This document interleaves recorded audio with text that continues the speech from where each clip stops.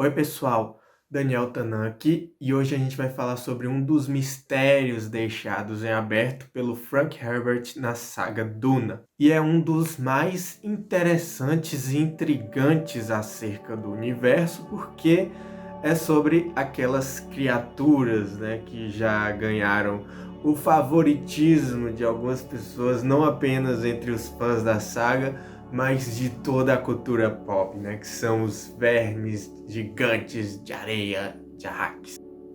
Esses bichos aí. Então, o Frank Herbert, nos dois primeiros livros, ele não fala muito acerca da origem dos vermes de areia, né? A gente sabe o ciclo da vida deles, que ele coloca ali no apêndice do primeiro livro. E a gente assume que ele é uma criatura nativa do planeta Arrakis. Mas no terceiro livro de Duna acontece o seguinte. A gente tem uma cena, né, em um dos capítulos iniciais do livro em que os dois gêmeos, Leto e Ganima, estão ali de boa. O Leto toca o seu balisete, que inclusive foi dado de presente a ele no seu aniversário de 5 anos por ninguém menos que Gurney Halleck, quando de repente tem algo no ambiente que chama a atenção de Leto, né? Ele observa a natureza que está mudando, que o plano do Dr. Liet Kynes começa a dar fruto e o ecossistema do planeta todo está notavelmente mudado. E você sabe, né, como o pessoal de Duna é bem reflexivo. Ele olha para aquilo e ele dá um insight pra gente do que ele está observando. Você se lembra do vídeo dos vermes gigantes que eu fiz? E que eu digo que o verme tem uma fase larval, né? Uma fase haploide, que seria a truta de areia. E olha só o que o Leto vai falar sobre ela. E aí temos o seguinte diálogo. Eu sei o que aconteceu, Ganima. Ela se curvou para ele. Sim, as trutas da areia. Então calou-se e ela se perguntou por que ele continuava se referindo à fase haploide do gigantesco verme de areia deste planeta. Mas não teve coragem de provocar o irmão. Então ele repetiu. A truta da areia foi introduzida aqui, trazida de outro lugar. Antes, este era um planeta úmido. Elas proliferaram além da capacidade dos ecossistemas existentes de lidar com elas. As trutas da areia enquistaram a água existente e desertificaram o planeta. E fizeram isso para sobreviver. Num planeta suficientemente seco, elas puderam evoluir para a fase de verme de areia. O Frank, ele joga essa bomba e não fala mais nada sobre isso. Da onde é que essa truta de areia teria vindo? A gente não sabe. A gente tem, né, nos Duna Expandido e também na Enciclopédia de Duna algumas histórias sobre os primeiros contatos dos humanos com os vermes e com a especiaria. Que a especiaria nada mais é do que a massa pré-especiaria, né, que é uma substância excretada pela truta de areia exposta ao sol, se tornando então a famosa especiaria melange.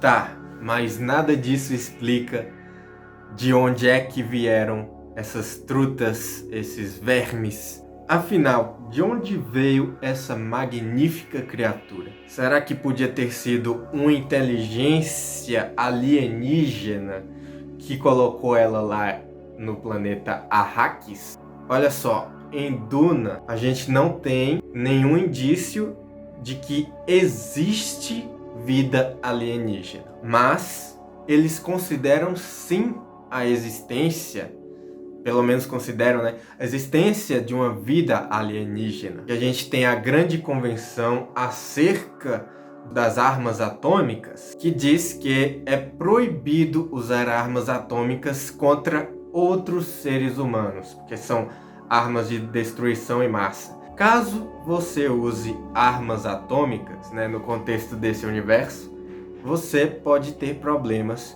tanto com Landsraad ou até mesmo com o Império. Então, eles guardam essas armas atômicas no pretexto de, se por acaso a humanidade encontrar inteligências alienígenas hostis. Só que, de vez em quando, eles quebram essa regra, né? O Paul, inclusive, usa armas atômicas ali no final do primeiro Duna. Então, essa especulação dos alienígenas é improvável, mas não impossível. Vai contra um pouco essa noção de alienígenas a filosofia do Frank Herbert, que ele emprega aqui em Duna. Que uma das coisas mais interessantes de Duna é que ele não pega, tipo, aqui a gente tem um grande mal, esses alienígenas. Enfim, ele não diz, temos um mal maior, vamos todos nos juntar para conseguir derrotar. Não. Em Duna, o maior inimigo da humanidade é ela mesma. Podem ter sido humanos, mas a própria memória humana dos Fremen, do que eles se lembram de quando eles eram os viajantes Zensunni, não fala nada sobre se por acaso, quando eles chegaram lá, esse planeta era floresta ou não, se alguém viu esse planeta um dia não ser um planeta deserto, você entende? Pode ser uma das coisas que foi perdida da história humana. Por exemplo, o que a gente conhece, né, na vida real agora, o que a gente conhece da história humana é, sei lá, 2% da nossa existência foi registrada, alguma coisa assim. Considerando que a humanidade tem mais ou menos 300 mil anos e a gente começou a registrar em 3500 a.C., né, que é quando foi inventada a primeira forma de escrita, eu acho que eu não estou muito errado. Apesar do mundo de Duna já ser bem tecnológico e eles gostam de ficar registrando as coisas há muito tempo já, uma coisa como essa pode ter sido perdida. Então, como Leto chegou nessa conclusão?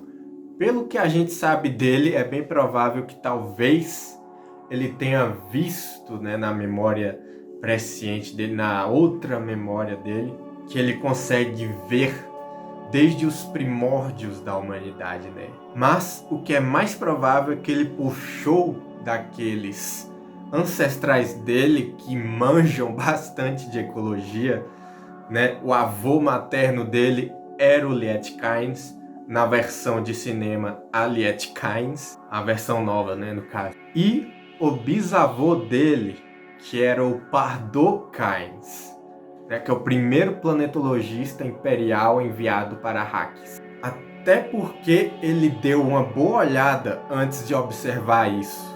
Isso dá para ver no texto aqui.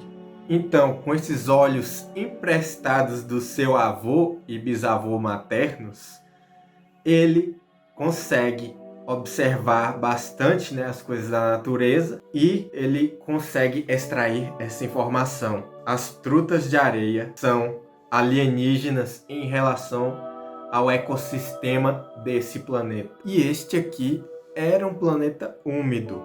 E a introdução dessa nova espécie é que bagunçou todo esse ecossistema. Que acontece bastante na vida real mesmo, quando a gente introduz uma nova espécie, seja de planta ou de animal, em um novo ambiente, pode desequilibrar todo o ecossistema do local. Aí aqui a gente já entrou na camada ecológica de Duna, que é bem interessante também. Então, me diz aí nos comentários o que você achou desse mistério deixado em aberto pelo Frank Herbert, para a gente ficar discutindo, né, para sempre em loop sobre de onde é que vieram essas trutas de areia, já que elas não são nativas do planeta. Deixem um like se acharem que deve, fique livre para comentar e se inscreva no canal caso não for inscrito ainda. Até a próxima, pessoal.